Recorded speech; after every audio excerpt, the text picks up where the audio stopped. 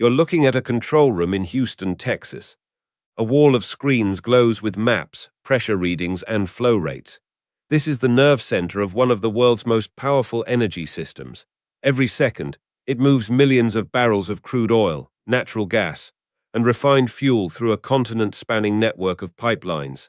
The data says America is producing more energy than ever before, 13 million barrels of crude oil every single day. We're the world's top producer.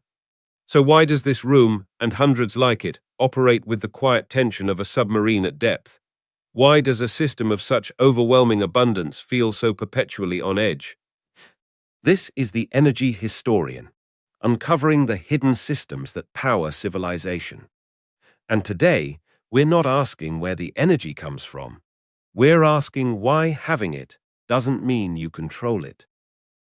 This is the story of a fundamental disconnect between production and power, between the fountain of raw resources and the labyrinth that must deliver them.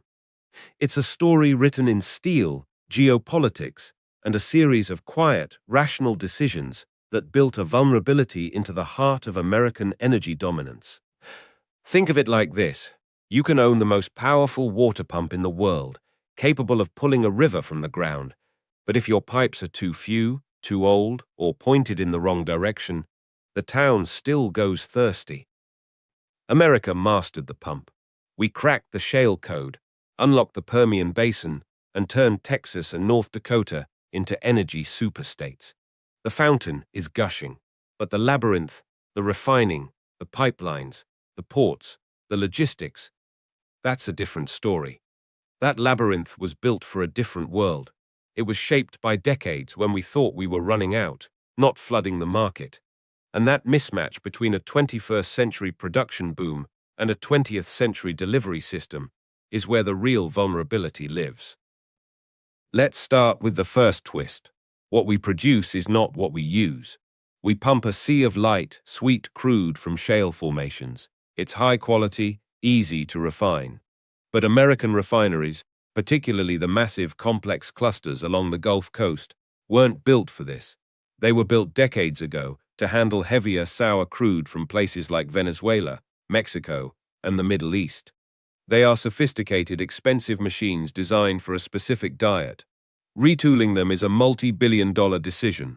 So, in a move that seems absurd at first glance, America exports millions of barrels of our light, sweet crude every day, and we import millions of barrels of heavier crude to feed our own refineries. We're not in a simple game of producing and consuming. We're in a global swap meet. Our strength creates a dependency. This creates a bizarre and fragile dance. The United States is both the world's largest producer and a major importer. Our energy security is no longer just about domestic wells. It's about tanker routes from Canada, from Saudi Arabia, from Latin America. It's about the stability of regimes and shipping lanes thousands of miles away. A drone strike on Saudi oil processing facilities in 2019 didn't touch a single American barrel, but it spiked US gasoline prices overnight. Why? Because global markets are a single interconnected pool. A shock anywhere ripples everywhere. Our production insulates us, but it does not immunize us. We are tethered to the very system we supposedly transcended.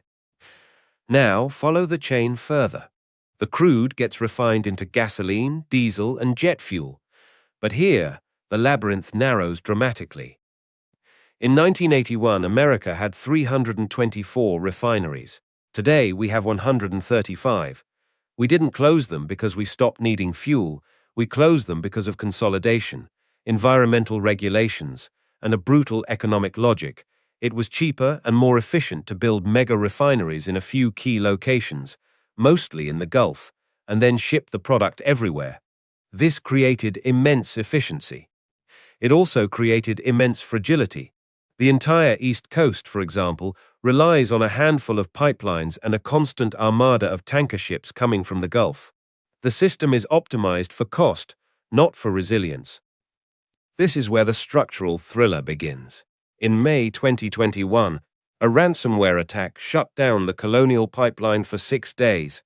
The Colonial is not just a pipeline, it's the aorta of the East Coast, carrying nearly half its gasoline and diesel. The attack didn't spill a drop of oil. It didn't damage a single piece of equipment.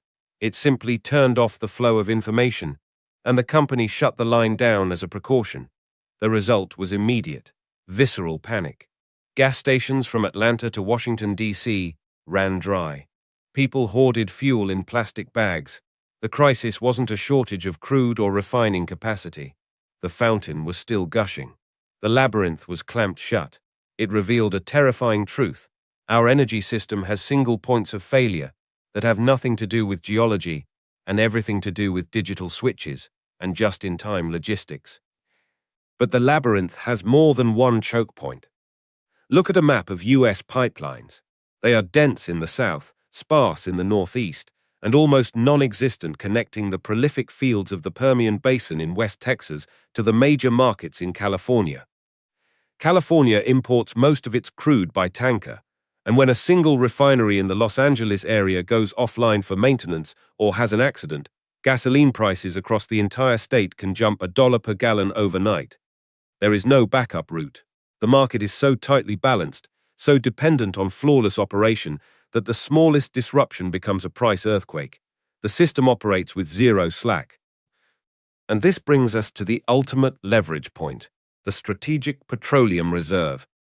For decades, this was America's ace in the hole. Buried in salt caverns along the Gulf Coast are hundreds of millions of barrels of crude, a buffer against a true supply catastrophe. It's the nation's emergency battery. But its purpose has subtly shifted. It's no longer just a weapon against geopolitical embargoes. It's become a tool to manage domestic price spikes. When gasoline prices become a political liability, the White House can authorize a release, flooding the market with crude to temporarily dampen prices. It's a pressure valve, but every time we use it for price management, we drain the buffer meant for a real crisis. We are consuming our strategic shock absorber to smooth out potholes.